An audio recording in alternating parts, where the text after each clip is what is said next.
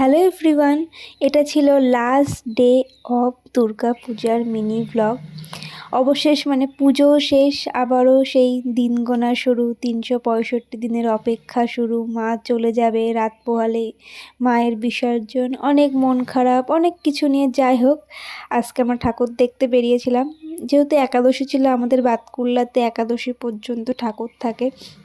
তো দেখতেই পাচ্ছ রাস্তাটায় ভিড় ছিল, বৃষ্টি হয়েছিল সেদিনকে, ভিড়টা একটু কম ছিল, নাহলে প্রত্যেক বছর এর থেকেও অধিক পরিমাণে ভিড় থাকে। তো যেই প্যান্ডেলগুলো দেখা বাকি ছিল, তো সেখানে গেছিলাম।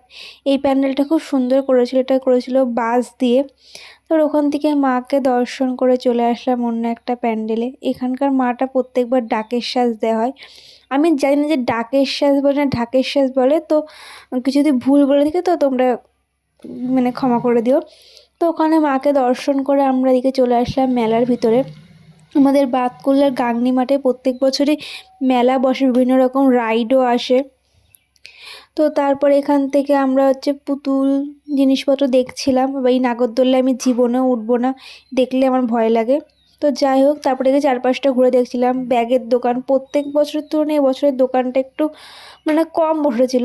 তো এখানে পুতুল দেখছিলাম, একটু দামটা বেশি বলছিল বলে অন্য একটা জায়গার থেকে আমি পুতুল কিনে নিই। পুতুল কিনে নিয়ে আমার খুশি আর কে দেখে, এইসব জিনিস আমি প্রচণ্ড ভালোবাসি। তারপরে যাই হোক, পুতুল কেনা কমপ্লিট হয়ে গেলে এদিকে আমরা পাপড়ি চাট খেতে আসি।